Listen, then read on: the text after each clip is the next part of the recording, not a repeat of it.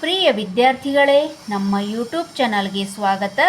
8ನೇ ತರಗತಿಯ ಪ್ರಥಮ ಭಾಷೆ ಕನ್ನಡದಿಂದ ಕನ್ನಡ ವಿಷಯದ ಪಠ್ಯಪೂರಕ ಅಧ್ಯಯನ ಸಾರ್ಥಕ. ಈ ಪಾಠದ ಅಭ್ಯಾಸ ಭಾಗ ಪ್ರಶ್ನೋತ್ತರಗಳನ್ನು ನೋಡೋಣ. ಮೊದಲಿಗೆ ಕೆಳಗೆ ಕೊಟ್ಟಿರುವ ಪ್ರಶ್ನೆಗಳಿಗೆ ಉತ್ತರಿಸಿ. ನೋಡೋಣ. ಪ್ರಶ್ನೆ 1. ಗಾಳಿಯಲ್ಲಿ ಬೂದಿಯನ್ನು ತೂರಿದಾಗ ಎಲ್ಲಿ ಬೀಳುತ್ತದೆ? ಉತ್ತರ: ಗಾಳಿಯಲ್ಲಿ ಬೂದಿಯನ್ನು ತೂರಿದಾಗ ಭತ್ತ ಬೆಳೆಯುವಲ್ಲಿ ಬೀಳುತ್ತದೆ.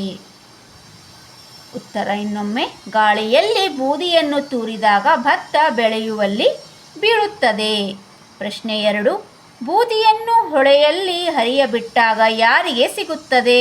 ಉತ್ತರ: ಬೂದಿಯನ್ನು ಹೊಳೆಯಲ್ಲಿ ಹರಿಯಬಿಟ್ಟಾಗ ಮೀನಿಗೆ ಸಿಗುತ್ತದೆ. ಉತ್ತರ ಇನ್ನೊಮ್ಮೆ: ಬೂದಿಯನ್ನು ಹೊಳೆಯಲ್ಲಿ ಹರಿಯಬಿಟ್ಟಾಗ ಮೀನಿಗೆ ಸಿಗುತ್ತದೆ. ಪ್ರಶ್ನೆ 3. ದೇಹ ಏಕೆ ವ್ಯರ್ಥವಾಗಿದೆ? ಉತ್ತರ: ತನ್ನ ಸ್ವಾರ್ಥ ನೆನೆದು ದೇಹ ವ್ಯರ್ಥವಾಗಿದೆ. ತನ್ನ ಸ್ವಾರ್ಥ ನೆನೆದು ದೇಹ ವ್ಯರ್ಥವಾಗಿದೆ. ಪ್ರಶ್ನೆ 4. ಬೂದಿಯನ್ನು ಕೊಳದಲ್ಲಿ ಬಿಡುವುದರಿಂದ ಬದುಕು ಧನ್ಯವಾಗುವುದು ಹೇಗೆ? ವಿವರಿಸಿ.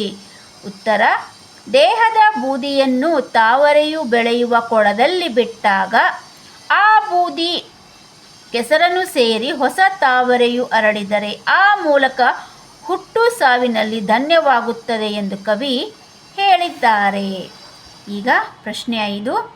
ಸಾರ್ಥಕ ಪದ್ಯದ ಯಾವ ಅಂಶಗಳನ್ನು ನೀವು ಮೆಚ್ಚುವಿರಿ?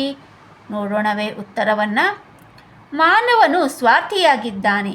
ಆತನು ಬದುಕಿದ್ದಾಗ ಆತನ ಜೀವನ ಸಾರ್ಥಕತೆ ಪಡೆಯದಿದ್ದರೂ ಸತ್ತ ಮೇಲಾದರೂ ಧನ್ಯತೆಯನ್ನು ಪಡೆಯಲಿ ಎಂದು ಕವಿ ಮಾರ್ಮಿಕವಾಗಿ ಹೇಳಿರುವ ಮಾತು ಮೆಚ್ಚುವ ಅಂಶವಾಗಿದೆ.